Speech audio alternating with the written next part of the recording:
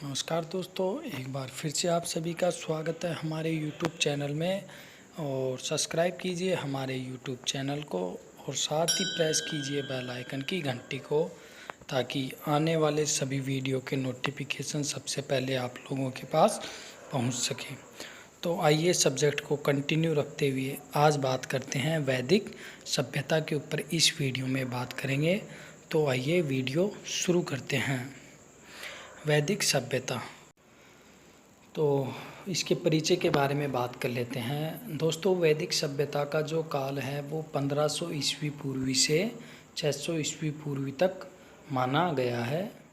सिंधु सभ्यता के शहरों एवं प्रशासनिक व्यवस्था के पतन के बाद भारत में एक बार फिर से ग्रामीण सभ्यता का उद्भव हुआ, जिसके प्रवर्तक आर्य थे और जिसे वैदिक सभ्यता का नाम दिया गया। यह सभ्यता प्राचीन भारत की सभ्यता है। वैदिक काल 1500 ईस्वी पूर्वी से 600 ईस्वी पूर्वी तक रहा और आर्य प्रवर्तक होने के कारण यह सभ्यता आर्य सभ्यता भी कही गई है तथा इस काल के बारे में जानकारी के प्रमुख स्रोत वेद है। अतः इसे वैदिक सभ्यता या वैदिक संस्कृति भी कहा गया है। यह सभ्यता सिंधु घाटी सभ्यता से काफ़ी भिन्न है, अलग मानी गई है। सामान्यतः यह माना जाता है कि जिन विदेशी आक्रांताओं ने हड़प्पाई नगरों को नष्ट किया वे आर्य ही थे। ऋग्वेद में भी इस बात का उल्लेख किया गया है कि ऋग्वेद में इंद्र को दास दस्युओं का नाश करने वाला दस्योहन कहा गया। ऋग्वेद में दास दस्युओं यानी कि हड़प्पाई लोगों के पुरों का भी वर्णन किया गया है और इन पुरों का विनाश इंद्र ने किया, जिस कारण इंद्र को पुरंदर कहा गया है। दोस्तों, यहाँ आर्य शब्द का अर्थ है श्रेष्ठ, उत्तम, अभिजात्य, उत्कृष्ट, स्वतंत्र तथा कुलीन से इस आर्य शब्द का अर्थ है। और अब बात करते हैं जो वैदिक काल है। इस वैदिक काल को दो भागों में बांटा गया है। पहला है ऋग्वैदिक काल, जिसका समय है 1500 ईस्वी पूर्वी से 1000 ईस्वी पूर्वी, और जो दूसरा है वह है उत्तर वैदिक काल और इसकी समयावधि है 1000 से 600 ईसा पूर्व इसका काल है। तो बात कर लेते हैं ऋग्वैदिक काल। वैदिक काल का इतिहास हमें पूरी तरह से ऋग्वेद से ही ज्ञात होता है। ऋग्वेद एक ऐसे समाज का चित्र प्रस्तुत करता है जो प्राक हड़प्पा चरण में था। यह काल PGW संस्कृत के समकालीन था। यह ग्रामीण संस्कृति है। ऋग्वेद के काल निर्धारण में विद्वानों के मतभेद है। सबसे पहले मैक्स मूलर ने वेदों के काल निर्धारण का प्रयास किया था। ऋग्वेद काल में कर्मकांड नहीं थे, जबकि उत्तर वैदिक काल में हिंदू धर्म में कर्मकांडों की अनुशंसा बढ़ गई थी और आर्यों की भाषा भी संस्कृत थी। मैक्स मूलर के अनुसार आर्यों का मूल निवास स्थान मध्य एशिया था। आर्यों द्वारा स्थापित सभ्यता वैदिक सभ्यता थी तथा यह सभ्यता इस सभ्यता को ग्रामीण संस्कृति भी कहा गया है। ऋग्वैदिक काल की जानकारी के दो स्रोत हैं। पहला है पुरातात्विक स्रोत और दूसरा है साहित्यिक स्रोत। तो आइए बात कर लेते हैं जो पहला पुरातात्विक स्रोत है, इसके बारे में हम बात कर लेते हैं। भगवानपुरा से 13 कमरों के एक मकान का अवशेष मिला है। पंजाब के कुछ स्थलों नागर, कटपालन, धदेरी से भी वैदिक काल के अवशेष पाए गए हैं। बोगज कोई अभिलेख 1400 ईस्वी पूर्वी, मितनी अभिलेख, यह अभिलेख सीरिया से प्राप्त हुआ है। इस अभिलेख में हिती राजा सुब्बीलिमा और मितनी राजा मतियुअजा के बीच एक संधि में 4 वैदिक देवताओं को साक्षी माना गया है और वे देवता थे इंद्र, मित्र, वरुण, नासत्य यानी अश्विन। इन वैदिक देवताओं का क्रम इस प्रकार से बोगज कोई अभिलेख पर है। और कस्सी अभिलेख 1600 ईस्वी पूर्व, यह अभिलेख इराक से मिला है। इस अभिलेख में आर्यों की एक शाखा ईरान आई, जबकि एक शाखा भारत की ओर बढ़ गई थी। तो यह तो थे पुरातात्विक स्रोत। और अब बात कर लेते हैं साहित्यिक स्रोत। ऋग्वेद, इस काल में केवल ऋग्वेद की ही रचना की गई थी। साहित्यिक स्रोत के अंदर जो ऋग्वेद है, और इस काल में केवल ऋग्वेद की ही रचना की गई थी। ऋग्वेदिक काल की विशेषताएं भौगोलिक क्षेत्र, राजनीतिक व्यवस्था, सामाजिक व्यवस्था, धार्मिक स्थिति और आर्थिक स्थिति, और साथ ही शिल्प उद्योग आदि की जो ऋग्वेदिक काल की जो विशेषताएं हैं, इन विशेषताओं को हम क्रमानुसार स्टेप बाय स्टेप चर्चा करेंगे। तो आइए सबसे पहले बात कर लेते हैं भौगोलिक क्षेत्र। ऋग्वेद में आर्यों के निवास स्थान के लिए सप्त सैंधव शब्द का उल्लेख किया गया है। सप्त सैंधव प्रदेश में 7 नदियों का संगम था, जहां आर्य सबसे पहले आकर बसे थे। 7 नदियों के नाम इस प्रकार है: सिंधु, सरस्वती, वित्स्ता यानी कि झेलम, अस्किनी यानी चिनाब, चंद्रभागा, परुष्णी, इरावदी या रावी, शत्रुद्री, सतलज, विपाशा, व्यास। ये 7 नदियों जिनको नाम दिया गया था सप्त सैंधव, तो ये जो 7 नदियाँ थी, और इस प्रकार से इन 7 नदियों का उल्लेख इनके भौगोलिक क्षेत्र में वर्णन किया गया है। और अब बात कर लेते हैं साथ ही राजनीतिक व्यवस्था। भारत में आर्य अलग अलग कबीलों यानी कि जन के रूप में आए थे। आर्य कोई जाति या नस्ल नहीं, बल्कि भाषाई सांस्कृतिक समूह थे। भारत में आने पर इनका 2 तरह से संघर्ष हुआ था। जो पहला संघर्ष है वह है आर्य अनार्य संघर्ष, जो दसराज युद्ध के नाम से जाना गया। और जो दूसरा है आर्य आर्य संघर्ष, और यह दासराज युद्ध के नाम से जाना गया है। आर्यों का जीवन प्रारंभ में अस्थायी था, क्योंकि ये लोग कबीले से संबंधित थे। पशुचारण इनका मुख्य पेशा था। कृषि द्वितीयक या गौण पेशा था। इसे हीन कर्म माना जाता था। भूमि को आर्य अपनी संपत्ति नहीं मानते थे, पशुओं को वे अपनी संपत्ति मानते थे।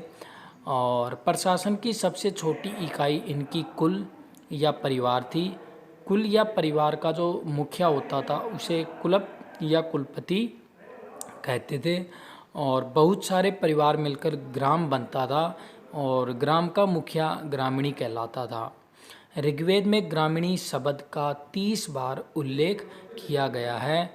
कई ग्राम मिलकर विष बनाते थे तथा विष का मुखिया विषपति कहलाता था, जिसे कबीला भी कहा जाता था। का मुखिया जनस्य यानी गोपा राजा होता था। जनस्य गोपा का ऋग्वेद में 275 बार उल्लेख मिलता है। राजा का पद युद्ध की आवश्यकताओं के अनुकूल होता था। उसका कोई धार्मिक कार्य अधिकार नहीं होता था। राजा कबीले का संरक्षक होता था। इस काल में राजा ने सम्राट की उपाधि धारण नहीं की थी। राजपद का देवीकरण, राजा का धर्म में राजनीति से जुड़ाव नहीं था। इस काल में राजा ने सम्राट की उपाधि धारण नहीं की थी। राजपद का देवीकरण, राजा का धर्म से राजनीति में जुड़ाव नहीं था। और इस काल में राजा साधारण मुखिया के समान था। कबीले के लोग स्वैच्छिक रूप से बलि नामक कर देते थे। कर अनिवार्य या स्थायी नहीं था। राजकोष खाली था और अस्थायी सेना नहीं थी तथा स्थायी प्रशासनिक अधिकारी भी नहीं थे। कर व्यवस्था स्थायी नहीं होने के कारण पेशेवर नौकरशाही का विकास नहीं हो पाया था। और इस काल में शासन का लोकप्रिय स्वतंत्र राजतंत्र था। हालांकि कुछ गुणों का भी उल्लेख मिलता है। इस गण का उल्लेख ऋग्वेद में 46 बार मिलता है। और अब बात कर लेते हैं सामाजिक व्यवस्था। दोस्तों, ऋग्वैदिक कालीन समाज कबीलाई समाज था। समाज पुरुष प्रधान था, यानी कि पितृस्थात्मक पशुपालन पर आधारित अस्थायी समाज था। पुरुष प्रधान समाज होने के कारण पशुपालन तथा युद्ध की आवश्यकता के अनुकूल समाज था। महिलाओं की स्थिति भी अच्छी थी। समाज में बाल विवाह, सती प्रथा, विधवा व्यवस्था, प्रदा प्रथा, जौहर प्रथा आदि कुरीतियों का प्रचलन नहीं था। समाज में विधवा विवाह, अंतरजातीय विवाह, स्वयंवर प्रथा, उपनयन संस्कार आदि का प्रचलन महिलाओं की बेहतर स्थिति को दर्शाता है। और नियोग प्रथा तथा पुरुषों में बहुविवाह का प्रचलन भी पाया गया है। हालांकि अंत संबंध में विवाह तथा बहिपतित्व प्रथा का अपवाद रूप में उल्लेख मिलता है। यह आदिम जनजातीय समाज के तत्वों के अवशेष रूप में थे। शाकाहारी तथा मांसाहारी दोनों प्रकार का समाज था। अतिथि का सत्कार किया जाता था तथा उसे गाय का मांस खिलाया जाता था। दोस्तों, गाय को वैदिक समाज में महत्व था, इसलिए अधिकांश जीवन की घटनाएं गाय के नाम से जुड़ी थी, जैसे कि राजा को गोपति या गोप्ता, धनी व्यक्ति को द्रविण या श्रेवान, समय की माप गोधूली बेला, दूरी की माप गवेयत्तु, पुत्री को दुहिता, अतिथि को गोहन, युद्ध को गविष्टि, गेसु, गम्य, गत्य आदि नाम गाय के नामों पर ही थे। और अब बात कर लेते हैं धार्मिक स्थिति कैसी थी। वैदिक धर्म में पुरोहित को ईश्वर और मानव के बीच मध्यस्थ माना जाता था। ऋग्वेद में 33 देवों का वर्णन किया गया है। आर्यों का जीवन काफ़ी सादा था। वे बहुदेशवादी होने के साथ साथ एकेश्वरवादी भी थे।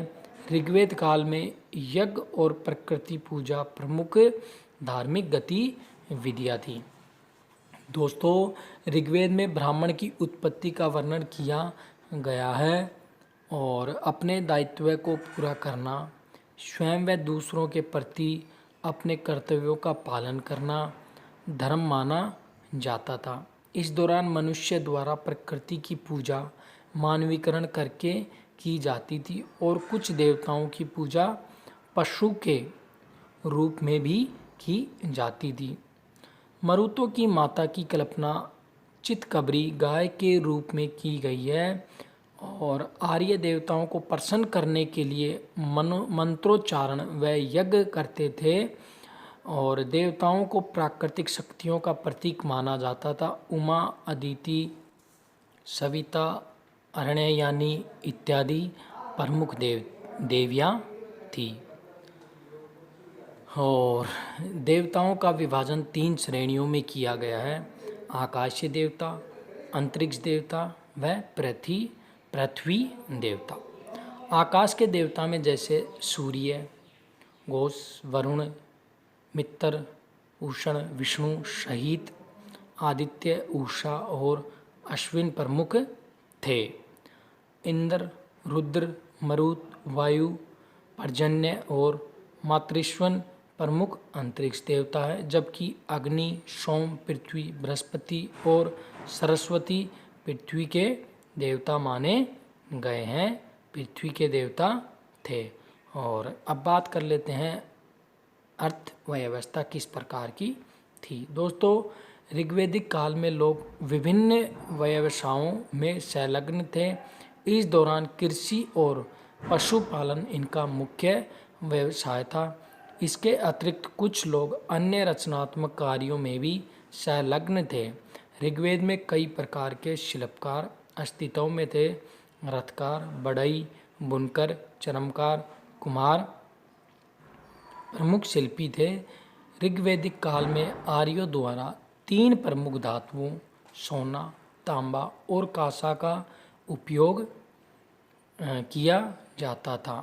तांबे या कांसे के लिए अयस शब्द का उपयोग किया जाता था। दोस्तों, ऋग्वैदिक संस्कृति ग्रामीण थी। आर्यों का मुख्य व्यवसाय पशुचारण था। कृषि उनका गौण व्यवसाय था। पशुधन उनकी मुख्य संपत्ति हुआ करती थी। गाय को लेकर आर्यों ने कई युद्ध लड़े। गाय को सबसे उत्तम धन माना जाता था। और अब बात कर लेते हैं ऋग्वैदिक कालीन शिल्प और व्यापार किस प्रकार का था इनका। ऋग्वैदिक काल में व्यापारिक गतिविधियां काफ़ी सीमित थी। व्यापार मुख्य रूप से वस्तु विनिमय प्रणाली के आधार पर किया जाता था। ऋग्वैदिक काल में कपड़े बुनने का कार्य बड़े पैमाने पर किया जाता था। यह कार्य मुख्य रूप से स्त्रियों द्वारा किया जाता था। इसके लिए श्री नामक शब्द का उपयोग भी किया जाता है। ऋग्वेद में करघा के लिए तसर शब्द, बुने के लिए ओतु व तंतु, ऊन के लिए शुद्ध है शब्द का उपयोग किया गया है। जुलाहे को तंतुवाय, बढ़ई को तक्षण और चमड़े का कार्य करने वाले को चर्मन कहा गया था। इस दौरान रथों का महत्व काफ़ी अधिक था। इनके परिणाम स्वरूप तक्षण का समाज में काफ़ी मान सम्मान माना जाता था ऋग्वैदिक काल में। तो दोस्तों, यह था हमारा वीडियो और इस वीडियो में जो हमने बात की है वो जो वैदिक सभ्यता है और वैदिक सभ्यता का जो पहला भाग है ऋग्वैदिक कालीन, इसके ऊपर हमने बात की है। और जो अगली जो नेक्स्ट जो वीडियो आएगी हमारी, उसमें बात करेंगे हम इसका जो दूसरा भाग है उत्तर वैदिक कालीन सभ्यता के ऊपर बात करेंगे। तो आशा करता हूँ कि यह वीडियो आपको ज़रूर पसंद आई होगी। तो इसी तरीके से आप अपने सब्जेक्ट को डे बाय डे एक नए टॉपिक के साथ आप कवर कर सकते हैं। तो दोस्तों, प्लीज़ वीडियो पसंद आई तो लाइक कीजिए, शेयर कीजिए और साथ ही हमारे चैनल को भी सब्सक्राइब कीजिए ताकि आने वाले सभी वीडियो के लेटेस्ट नोटिफिकेशन सबसे पहले आप लोगों के पास पहुंच सके। तो फ्रेंड्स, वीडियो को यहीं समाप्त करते हैं। Thank you friends.